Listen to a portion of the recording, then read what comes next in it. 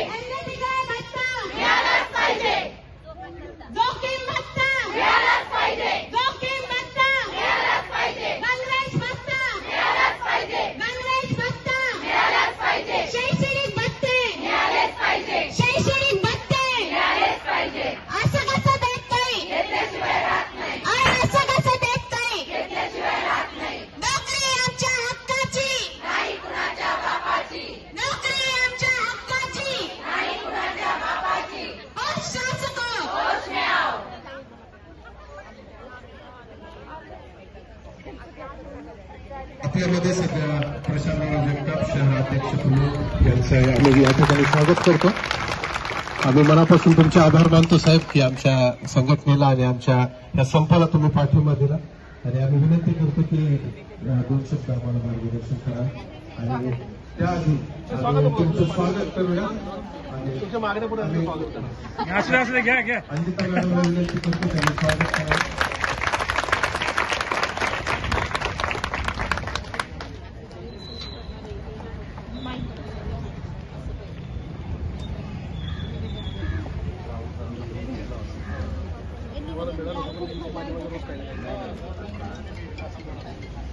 त्यांच्यासोबत आसिफभाई शेख यांचं पण आम्ही या ठिकाणी स्वागत करतो.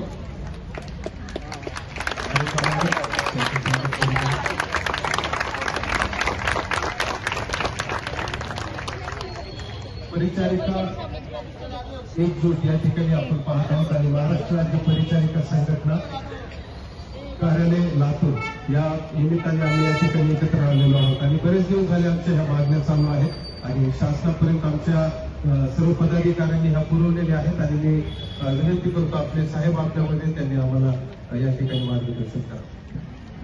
नमस्कार. आज या ठिकाणी मी पुणेच्या राष्ट्रवादी काँग्रेस शरदचंद्रजी पवार या पक्षाचा अध्यक्ष या नात्याने, या शहराचा माजी महापौर या नात्याने आपल्या संस्थाला, आपल्या एकूण निदर्शनांना पाठिंबा देण्याला या ठिकाणी आलेलो आहे. महाराष्ट्र राज्य परिचारिका संघटना शाखा पुणे यांच्या वतीने हे आंदोलन होते. हे आंदोलन होत असताना तर पावसाळ्यातून आंदोलनात बसलेला आहात. नुकतंच महाराष्ट्र विधानसभेचं विधान परिषदेचं अर्थात विधिमंडळाचं अधिवेशन संपन्न झालेलं आहे. मार्चच्या अधिवेशनामध्ये आणि आताच्या अधिवेशनामध्ये ज्या काही पुरवणी मागण्या होत्या, अगदी आमदारांचे, मंत्र्यांचे पगार वाढवायचे, त्यांच्या पीएनचे पगार वाढवायचे, त्यांचा ट्रॅव्हलिंग अलाउन्स वाढवायचा, या सगळ्या गोष्टी मान्य करण्यात आल्या. पण दुर्दैवाने मागच्या काही वर्षापासून तुम्ही ज्या परिचारिका किंवा आमचे बांधव सातत्याने 24/7 या समाजाची सेवा करतात, पुण्यात असेल किंवा राज्यातल्या कुठल्याही नगरपालिका, महानगरपालिका क्षेत्रामध्ये, जिल्ह्याच्या ठिकाणी वेगवेगळ्या हॉस्पिटलमध्ये तुम्ही जी काही सेवा करताय, तुमचा मात्र विचार केला जात नाही. हे महाराष्ट्राचं दुर्दैव आहे. आणि म्हणून तुम्ही जी काही मागणी घेऊन बसलेला आहात त्या मागणीला माझ्या पक्षाचा तुम्ही सर्वत्र पाठिंबा या ठिकाणी जाहीर करतो.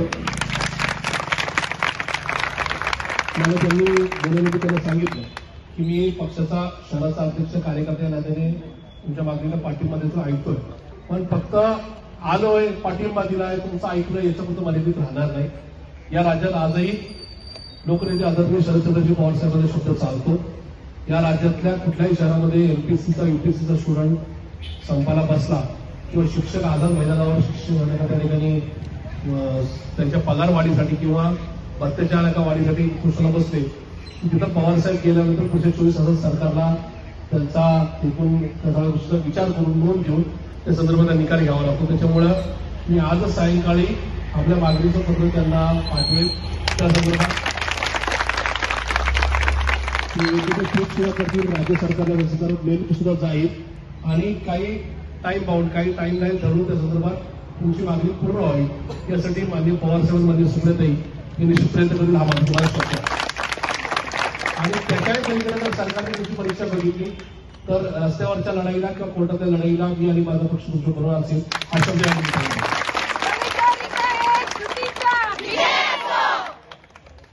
आणि राहता राहिला विषय कारवाईचा मुळात अलीकडच्या काळात हॉस्पिटलची वाढणारी संख्या, हॉस्पिटलमध्ये सध्या रुग्णांची अर्थात पेशंटची वाढणारी संख्या या सगळ्या पार्श्वभूमीवर तुमच्या संख्येची किंवा तुमच्या सहकार्याची सरकारला किंवा इकडंच या सगळ्या आरोग्य सेवेला गरज आहे. त्याच्यामुळं तुम्ही घाबरलात किंवा मी संप केला, मी याच्यामध्ये निदर्शनामध्ये सहभागी झाले तर माझ्यावर कारवाई होईल, तर या भीतीमुळे सरकार तुम्हाला नमवत राहील.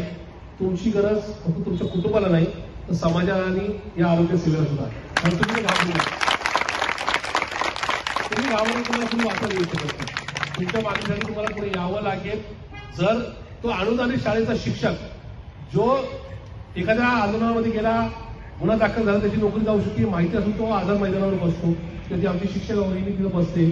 तिथं 8-8 दिवस आंदोलन केल्यानंतर 9व्या दिवशी पवारसाहेब तिथे गेल्यानंतर 9व्या दिवशी संध्याकाळी सरकारला निर्णय घ्यावा लागतो.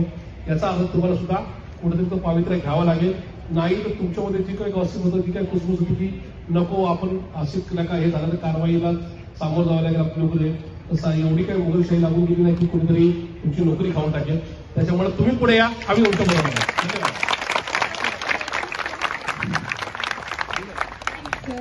आपले खूप खूप धन्यवाद.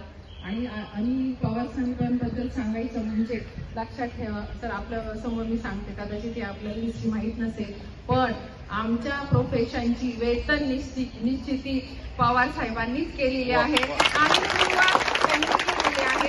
सुरुवातीला आम्हाला पेमेंट खूप तटपुंजा होता, त्याच्यानंतर पे स्केल सरांनी आमचा ठरवला आणि तो खूप छान ठरवला.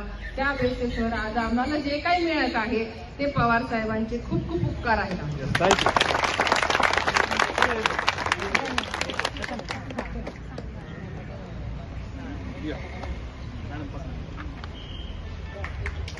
महाराष्ट्र राज्य परिषदेच्या संघटनेच्या वतीने एक निवेदन आपण देत आहोत साहेबांना आणि विनंती आहे की त्यांनी पुढे पाठपुरावा